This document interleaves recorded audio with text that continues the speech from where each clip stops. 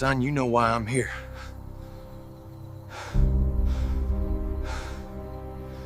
I ain't done nothing.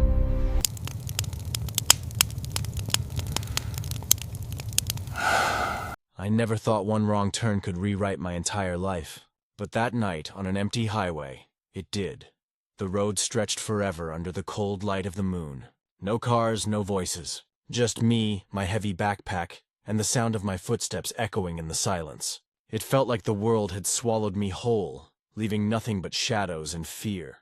I had been walking for hours. The nearest town was miles away, and every step made me regret ever thinking hitchhiking was a good idea. My throat was dry, my legs ached, and the loneliness pressed against me so hard it was almost suffocating. Every car that sped past left me invisible, like I wasn't even human, just a ghost on the roadside. I started to wonder if anyone ever stopped for strangers anymore, and then I heard it. The low growl of an engine slowing down behind me. My heart jumped into my throat. Headlights cut through the dark, flooding the road in front of me. A pickup truck rolled to a stop just a few feet away. For a moment I froze. Should I run? Who would actually stop in the middle of nowhere at this hour? The door opened. A tall figure stepped out, his outline sharp against the glare of the lights. The brim of a hat caught the glow. And then I saw it. A silver badge shining on his chest, a sheriff. "You lost, son?" His voice was deep, steady, powerful enough to demand the truth, but calm enough to feel safe. I gripped the strap of my backpack tighter, my voice catching. "Just trying to get to town." He studied me for a moment, his hand resting near his belt. Not threatening, just cautious, like a man who'd seen too much of the world to ever let his guard down. Then his expression softened. "Long way to walk at this hour," he said. "Hop in, I'll take you." My gut twisted. Every rule screamed at me not to. You don't climb into strangers' cars in the dark. But there was something about him. Something protective in the way he spoke. Something that made me believe I wasn't in danger. So I nodded once. "Thanks." The cab smelled faintly of leather and coffee as I slid inside. The warmth of the seat wrapped around me, a sharp contrast to the cold night air I'd left outside. The sheriff climbed in after me, his presence filling the small space like gravity itself. For a while, the only sounds were the hum of the engine and the faint crackle of the radio. Finally his voice broke the silence. "Name?" "Aarav," I said softly. "Ray," he replied, his lips twitching into a hint of a smile. "Sheriff Ray Donovan." The truck rumbled forward, tires crunching against gravel as we merged back onto the open road. I stared out the window, watching the endless field slip past, my chest still tight with nerves. "You from around here?" he asked. I shook my head. "Just passing through." Ray nodded like he already knew. For a while, he didn't press further. Just drove. Steady. Calm. But every so often, I felt his eyes flick toward me, quiet but sharp, like he was trying to read me without asking the questions aloud. The silence grew heavier, but not uncomfortable. It was the kind of silence that feels like it's waiting for something important to be said. Finally, I whispered, "Why'd you stop?" Ray's hand stayed firm on the wheel, but his eyes flicked toward me again. "Because you looked like you needed someone to." Something inside me cracked at that. People didn't usually stop for me. People didn't usually see me. But somehow, this man, this sheriff, had. And as the road stretched on, I realized this wasn't just a ride to town. It was the beginning of something I couldn't explain. Something bigger than the road, bigger than the night, bigger than the both of us. And I had no idea where it would lead. When the first week passed, I thought maybe the awkwardness between Rayan and me would fade. But instead it only grew sharper, like every silence was heavy with words neither of us dared to say. Rayan wasn't a loud guy, but his presence filled the room. The way he rolled his sleeves up while studying, the way he leaned against the window late at night with his earphones in, it all left me restless. I told myself it was just curiosity. But curiosity shouldn't feel like fire in your chest every time someone smiles at you.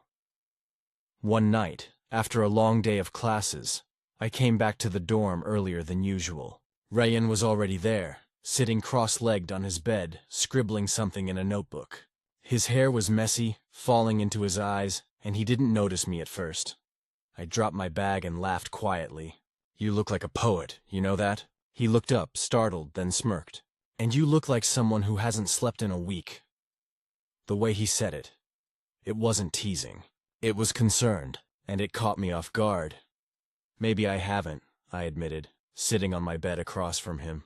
"College is a lot." Rayan tilted his head. "It is. But sometimes I think you make it harder for yourself." That stung a little. "What do you mean?" He hesitated, biting his pen cap, then said, "You try to carry everything alone, like you don't let people in." His words stayed with me long after he had gone back to writing. Maybe because they were true, or maybe because it meant he was watching me closely enough to notice. The following weekend, we had our first real fight. It was small, stupid, about the AC. I wanted it on, he wanted it off. But the heat of the argument wasn't about the temperature. It was about two people forced into each other's worlds, fighting for space where boundaries blurred too easily. "Why do you always have to be so stubborn?" I snapped. "Me?" He shot back, eyes flashing. "You don't even listen half the time. You just decide." For a moment we glared at each other, and then I realized how close we were standing, how his chest rose and fell just inches from mine. I stepped back first, muttering, "Forget it." But that night, I couldn't sleep. I kept replaying the fight, the heat in his voice, the way his jaw tightened when he was angry. Anger shouldn't look beautiful, but somehow, on him, it did. A few days later, something happened that changed everything. I had an exam, and I was a mess of nerves. I studied until my eyes blurred, barely noticing the clock. When I finally looked up, it was 3 a.m., and I realized Rayan was still awake too. He had been quiet, pretending to read, but now he set his book aside. "You're going to burn out," he said softly. "I can't afford to fail," I whispered back. There was a pause, then the sound of him moving. The bed creaked, and when I looked up, he was sitting on the edge of mine. "Close the book," he said, "just for tonight." Something in his tone made me obey without thinking. I set the book down, my heart racing. Rayan didn't move away. He stayed there, close enough that I could smell his cologne. Something faint, like cedarwood and rain. "You don't always have to do this alone," he murmured. "You know that, right?" I didn't know what to say. My throat felt tight, words trapped, and then his hand brushed mine. Just barely, like it was an accident. But it lingered, and suddenly the silence between us wasn't heavy anymore. It was alive, humming, dangerous. I should have pulled away. Instead, I froze, afraid that even breathing too hard would break the moment. Finally, he whispered, "You make it really hard to stay just your roommate, you know?" The world seemed to stop. My pulse thundered in my ears. I looked at him, really looked. And for the first time, I didn't see just my roommate. I saw someone who had been slipping past my walls all along. Someone I wasn't sure I could keep out anymore. I didn't answer. I couldn't, but he didn't need me to. The look in my eyes must have been enough, because he gave the faintest smile before standing up and walking back to his bed, leaving me drowning in questions I didn't have the courage to ask. That night, I didn't sleep, and for the first time, I didn't dream about failing exams or losing control. I dreamed about Rayan, about what it might feel like if I hadn't let him walk away. The next morning, everything looked the same. The sun through the curtains, the clutter of our desks, but nothing felt the same anymore. Because now, the secret between us wasn't just mine. It was his too, and secrets. They don't stay hidden forever. The next few days after that night felt like walking on a thin line. Rayan and I didn't talk about what had happened, or what almost happened, but the silence was different now. It wasn't empty. It was charged, like a storm waiting to break. Every glance lingered too long. Every brush of shoulders in the narrow dorm room sent sparks racing under my skin. And every time I caught him looking at me, I wondered if he was remembering the same night I couldn't stop thinking about.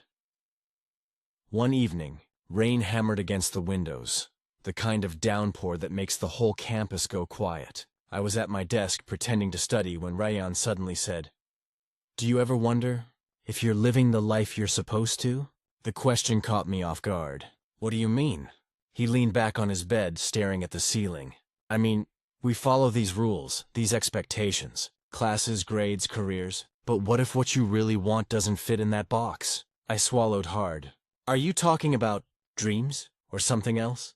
His eyes met mine, steady, searching. Maybe both. My pulse quickened. This was it. The moment I'd been both craving and fearing. I closed my book slowly. Rayan, that night when you said it was hard to stay just my roommate, did you mean it? The room fell silent except for the rain. He sat up, his expression unreadable, then crossed the room and stood in front of me. So close I could see the droplets of rain clinging to his hair from when he'd run back inside earlier. I meant every word, he said quietly, and I'm tired of pretending I didn't. Before I could speak, his hand reached out and gently cupped the back of my neck. My breath caught. The world narrowed to that single point of contact. The warmth of his skin, the steadiness of his touch. I should have been afraid, but all I felt was relief, like I had been waiting for this without even knowing it. Our first kiss wasn't perfect. It was hesitant, unsure. But in that hesitation was everything we hadn't said. Every glance, every silence, every secret we'd been carrying alone. When we pulled apart, he laughed nervously. Guess that changes things, huh? I couldn't help smiling. Yeah, just a little. For the first time since moving in, the dorm didn't feel like a box I was trapped in. It felt like a place where something real had begun. The days that followed weren't simple. There were moments of doubt, questions about what this meant, about who we were to each other now. But those questions didn't scare me anymore, because now I wasn't asking them alone.